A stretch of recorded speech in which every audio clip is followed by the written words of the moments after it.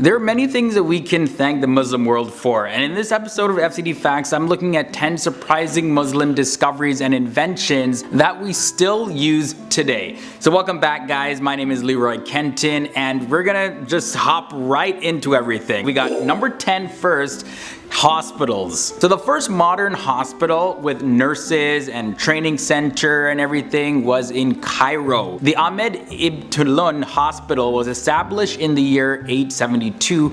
All patients received free healthcare, which was a Muslim tradition that was institutionalized when the hospitals started to become a thing. Now this model would later serve as a template for other hospitals that would appear in different parts of the world. And number 9 is the toothbrush. So Islam places a lot of emphasis on hygiene, and the ancient Egyptians are thought to have chewed on twigs from what's called a toothbrush tree. However, these twigs, also known as miswaka, became known to a lot more people when the Prophet Muhammad started using them regularly to brush his teeth. The Quran does not mention miswak twigs specifically, however many Islamic scholars have mentioned it in their writings. Number 8 brings us magnifying glass as well as glasses. It's grouped together and you'll see why. The scholar Hassan ibn al-Haytham from Basra, Iraq was the first person to describe how the eye actually works. He carried out some experiments with reflective materials and proved that our eyes don't actually emit rays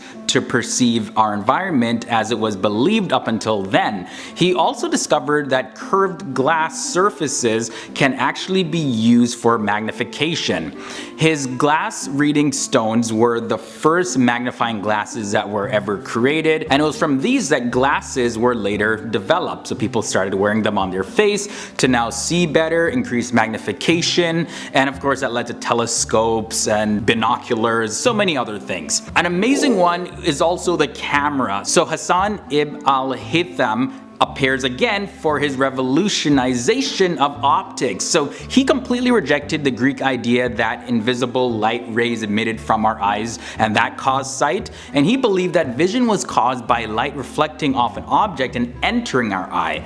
In a genius experiment using a dark room with a pinhole on one side and a white sheet on the other side, he proved this theory. Light came through the pinhole and it projected an inverted image of objects that were outside of the room onto the sheet on the opposite side. He called this the camera, and it was the world's first camera obscura, which we get the term camera from. Clocks come in at number 6. So there was an ingenious man called Al-Jazari from Turkey, and he was a very devout Muslim as well as a highly skilled engineer, and he created the concept of automatic machines. By the year 1206, Al-Jazari had made numerous clocks of all shapes and sizes. So of course, as we need time today to stay on schedule, structure our lives, so did Muslims over 700 years ago. They knew that it was important to know the time so that they can do things like their regular prayers and things like that. So this of course was a revolutionary invention. At number 5, we have surgical instruments. So back in the 10th century, the surgeon Abul Qasim Khalif il-Abad al-Zawahiri, he was a man known in the West as Abu Qasis, and he wrote the Al-Tadrif, his medical encyclopedia, which included a section called On Surgery, and this had a large collection of over 200 surgical tools. Using instruments for surgery was a very revolutionary concept because it actually enabled science to change from just being a speculative theory to something that can be experimental now. His work was the first in history of the medicine to illustrate the use of surgical instruments, and their design have only changed a little bit in 1,000 years. So it were these illustrations that would lay the foundations for surgery in Europe and in other parts of the world. The 4th spot brings us flying machines. So Abbas ibn Firnas, he was the first person to make a real attempt to construct a flying machine and actually fly. In the 9th century, he designed a winged device that looked like a bird costume, and in a trial run that he did in Spain, Firnas flew upward for a few moments before falling right down and breaking his back. His design would be an inspiration for future flying devices and vehicles. At number 3 brings us coffee. So coffee, to a large degree, is the best known of the Muslim world's exports.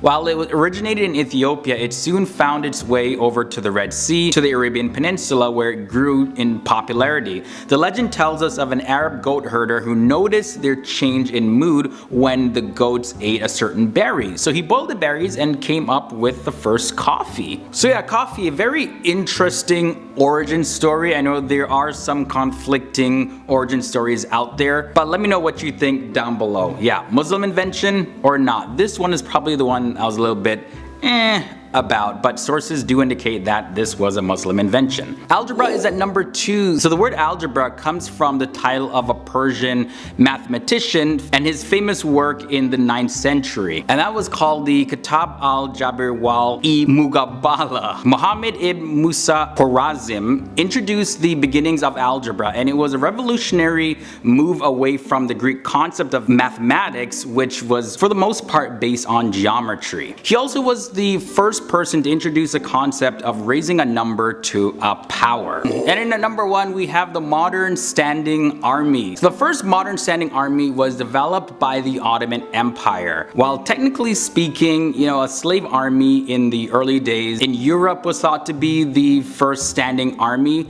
but of course other standing armies did exist as well in the past, like the Romans and the Spartan armies, for example. However, unlike other armies before them, the Janissary soldiers were actually paid a regular income, and they were, however, forbidden to marry and engage in any type of trade.